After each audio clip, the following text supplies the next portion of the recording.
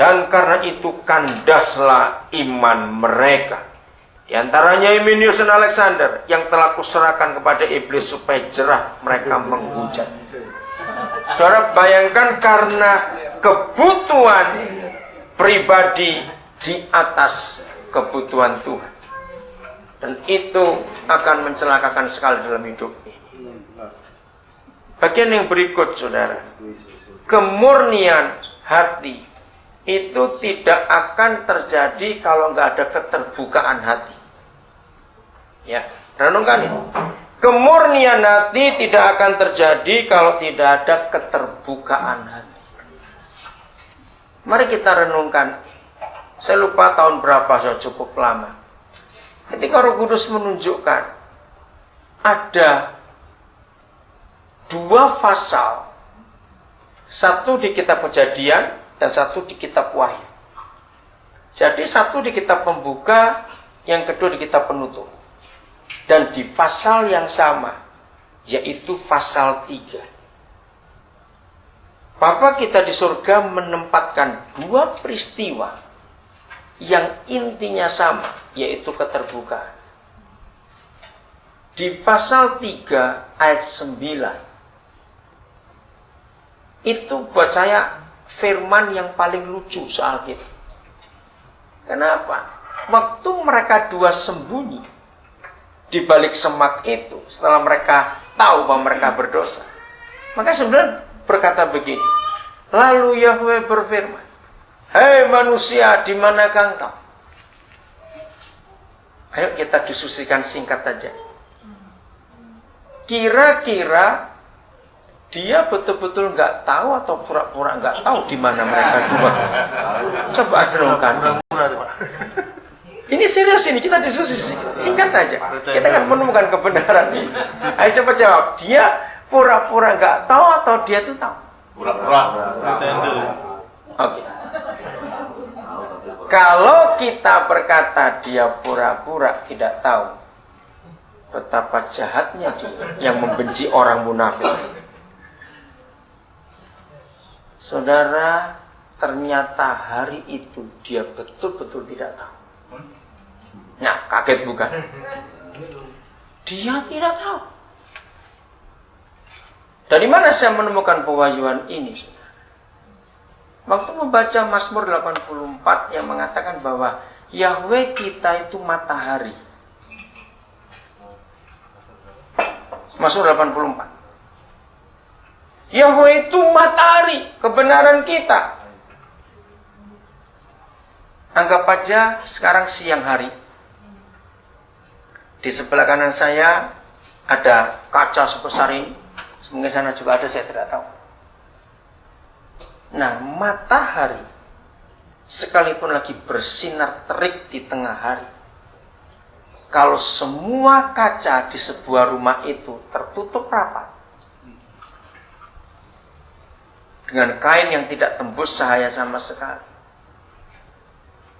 mataharinya cahaya bisa masuk tidak? Enggak. Mengapa Yesus Tuhan berkata, satu-satunya Tuhan di dunia ini yang berkata, tidak tahukah kamu bahwa tubuhmu itu rumah Tuhan? Kalau saudara baca 1 Tawari 29, aneh sekali ada ayat. Nah, waktu saya sedang belajar ini, Roh Kudus bukakan itu. Ya, Roh Kudus bukakan. Ya, salah satu hal yang saya ingat, salah satu ada banyak. Almarhum Pak Yesaya Sunarso waktu ngajar itu dia kata begini, Alkitab itu kan menerangkan Alkitab itu sendiri. Saya tanya, Pak Narso maksudnya apa? Maksudnya kalau kamu baca satu bagian kamu tidak mengerti, tutup. Berarti belum waktumu. Dia paling gak suka kalau dia lihat ada orang membawa buku tafsiran, buku yang lain. Dia marah betul. Dia bilang Alkitab ini di atas segala buku. Lalu kamu mau cari penjelasannya di bawahnya buku itu, maka kamu merendahkan derajat. Luar biasa itu, saudara. Maka dia pakai teori Alkitab itu kan menerangkan Alkitab itu sendiri. Pada suatu saat, kalau waktunya tiba, di bagian lain kitab itu akan menerangkan kepada kamu apa yang kamu nggak tahu berapa waktu yang lalu. Oh, itu luar biasa itu. Dan saya pakai teori itu sampai hari ini. Akhirnya waktu saya sampai di 1 Tawar 29, yang sebetulnya nggak ada hubungan dengan kejadian 3, dengan yang lain-lain. Tapi saudara kalau baca ayat itu berbunyi demikian. Pada tahun yang pertama, pada bulan yang pertama pemerintahan Hizkia, Raja Yehuda itu, maka dia membuka pintu-pintu bait suci atau rumah Tuhan. Tiba-tiba waktu saya baca itu nyeletuk di mulut saya. Ini raja ini kok aneh. Tahun pertama, bulan pertama, harusnya dia rapat dengan tentara dong. Ngitung kekuatan tentara berapa. Konsolidasi dulu dong, karena pemimpin baru. Berapa perekonomian, logistiknya berapa. Harusnya begitu sebagai pemimpin. Tahu-tahu dia, saya berkata hari ini raja nganggur, iseng betul. Ngapain dia buka pintu, nggak suruh orang lain saja. Tapi di situ jawaban itu muncul.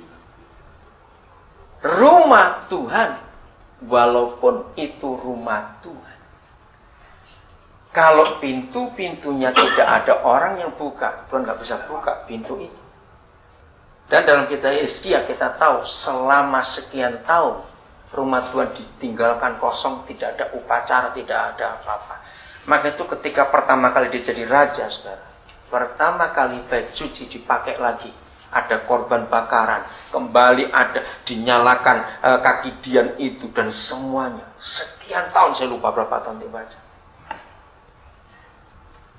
Jadi saudara, kalau kita tidak membuka diri, maka Tuhan jadi tidak maha kuasa.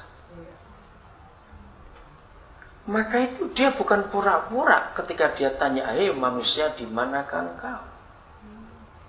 Secara logika, ini kalau pengertian saya, jangan lagi Tuhan lepaskan seekor anjing, tahu kok di mana Adam dan Hawa, cuma dibalik semak aja. Betul nggak? Tapi ternyata yang Maha Kudus jadi tidak tahu ketika kita bersembunyi.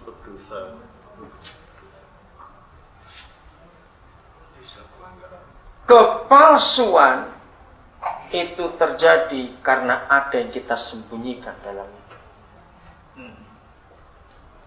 Dan terang itu nggak akan tembus kalau kita menutupi diri. Hebat sekali.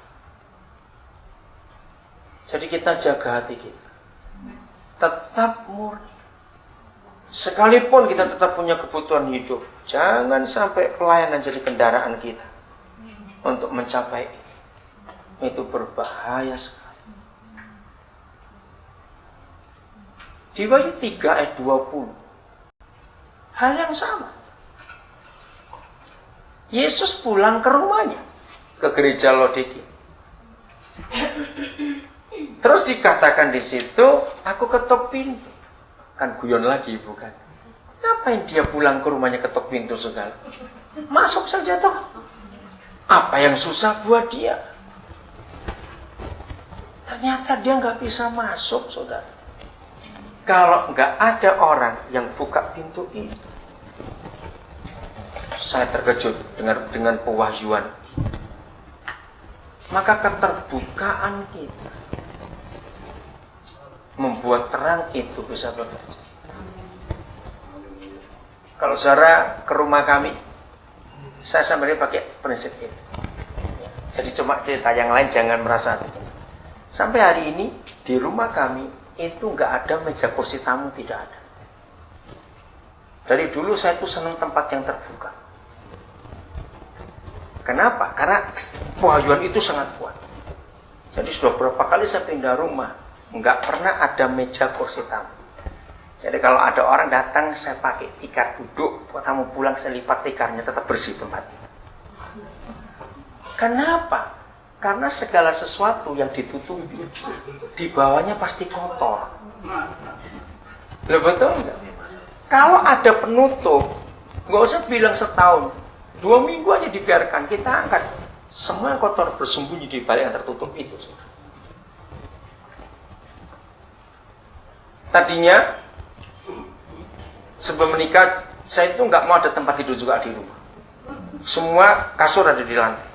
Begitu pagi kami bangun, Saya suruh semua